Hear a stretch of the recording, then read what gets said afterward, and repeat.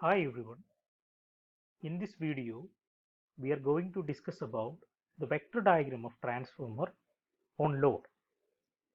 That means we will discuss about the vector diagram of transformer for resistive load, for inductive load, and for capacity load. So practical transformer has winding resistance and leakage reactance. So there is a voltage drop in the resistance R1 and the reactance X1.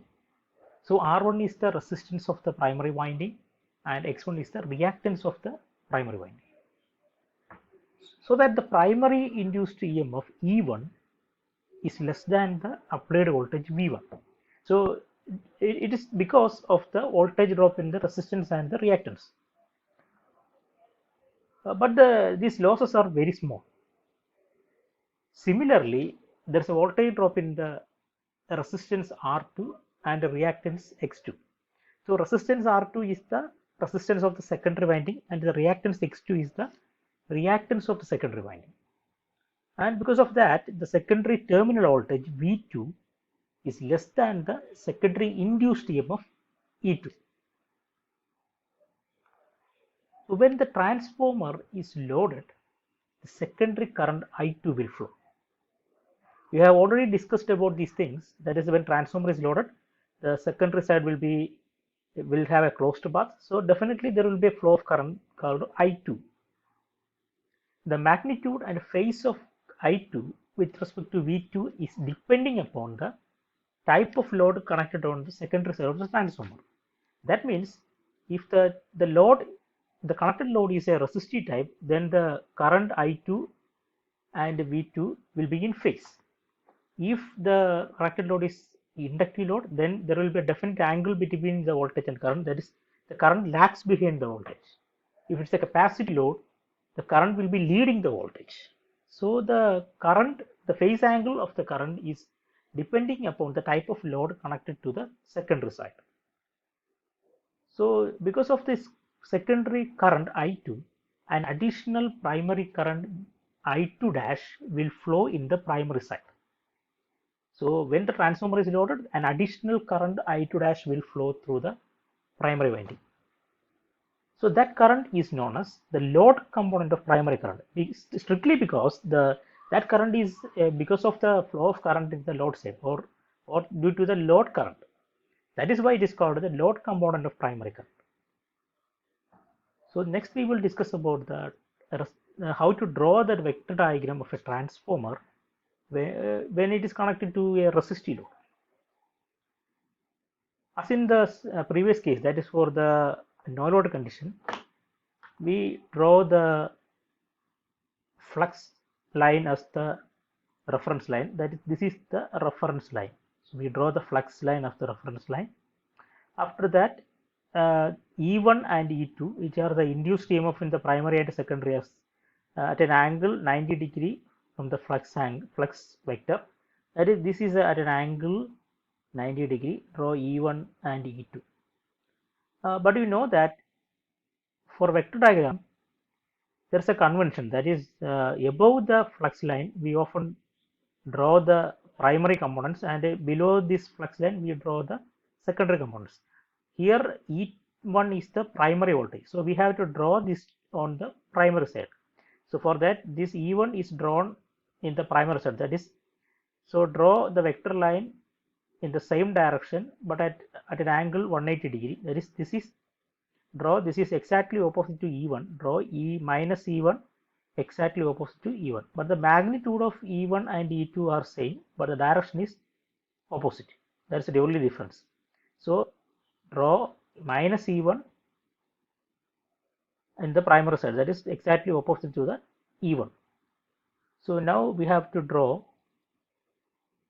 the voltage vector, that is the secondary voltage. We know that the secondary voltage is here. So we know that the secondary voltage V2 will be at an angle, at a definite angle with E2 because of the inductance. So draw V2 like this, and after that draw the small no load current I0. So these things are common for all type of load. After that, we have to check the type of the load. In this case, the load is a resistive load. So resistive load means the voltage and the current are in phase. That means the secondary voltage V2 and secondary current I2 are in phase. So we have to draw the current I2 in the same direction as V2, but the magnitude will be different. Of course, the magnitude of current is smaller compared to the voltage. So draw the current I2 on the same direction to V2. So this is the I2, this is the current vector. Here there is no angle between the voltage and current, so these two vectors are in phase.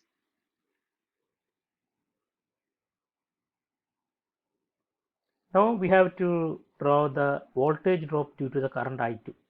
So when the current I2 flows through the secondary winding, there will be a voltage drop across the resistance. That is, that voltage drop is represented in series in the same direction as I2, because the resistance drop is in phase with the current, or we have to draw parallel to the current.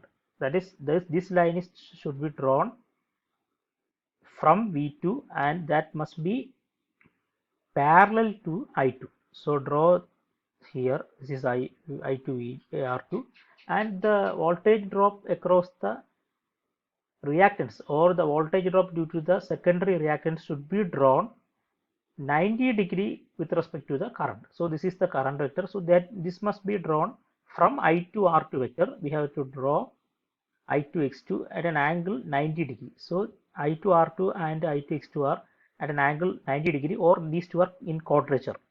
So here, if we look at this vector, we can see that this I2 R2 and I2 X2 are the two sides of a triangle. So we know that the triangular law of acceleration, these two represent two sides. Then the third side of the triangle in the opposite direction represents its resultant. So this line represents the resultant of, or sum of, I2 R2 and I2 X2. So this is called I2 Z2. So we know that I2 Z2 is equal to I2 R2 plus, since it is at an angle 90°, we have to represent like this rectangle. So that is J I2 X2. So we can cancel this I2. So we can also write it as the impedance Z2 is equal to R2 plus J X2. So Z2 is the secondary side impedance, R2 is the secondary resistance, and X2 is the secondary side reactance. Okay, now the secondary side is complete. So now we have to write the primary components. So next is we have to consider the current I2 dash. I2 dash is the current due to the flow of I2 dash. I2 dash is the current due to the flow of the secondary current. That is, I2 dash is the primary component of current due to the flow of secondary current I2. So I2 dash must be drawn exactly opposite to the I2. So I will show in the figure. So this I2 this is I2. This I2 dash must be drawn exactly opposite to I2. So this is I2 dash. Now we can see that I2 dash and I0 are now the two sides of a parallelogram.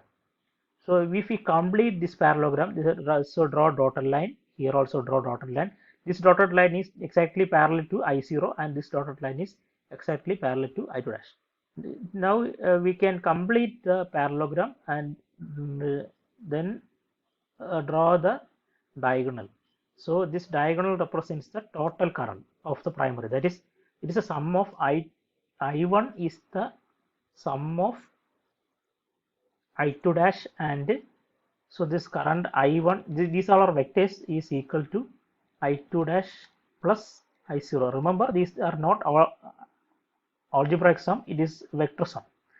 So I1 is equal to I2 dash plus I0. Now we have to consider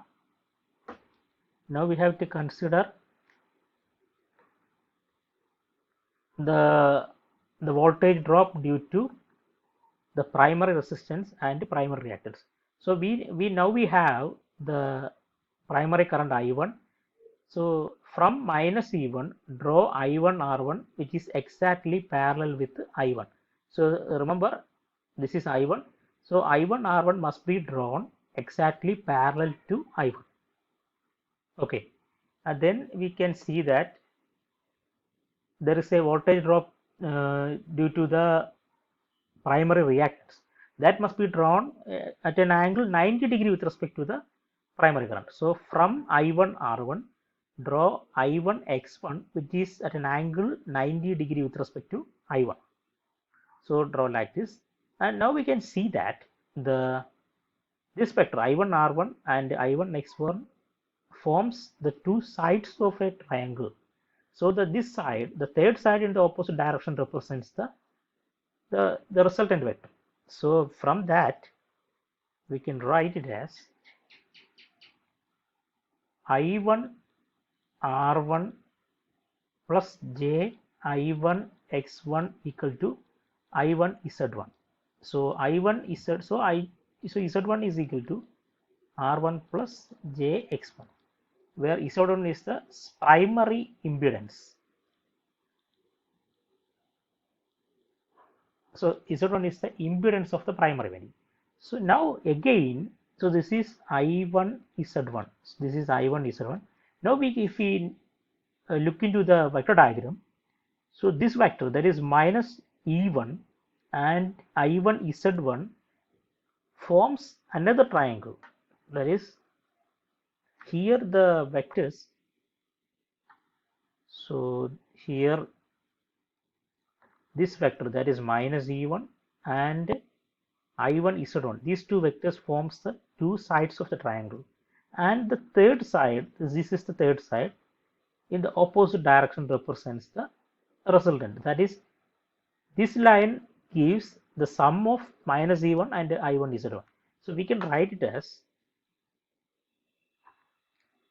so we can simply write it as V1. So that is the V1. V1 is equal to minus E1 plus I1 Z1. So from this, so this is the complete vector diagram, and we can see the angle between V1 and I1 is the phi 1. Phi 1 is the angle between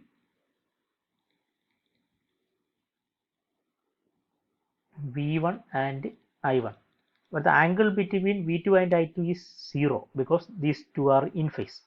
So this is the complete vector diagram of a transformer when we connect it to a resistive load. Thank you.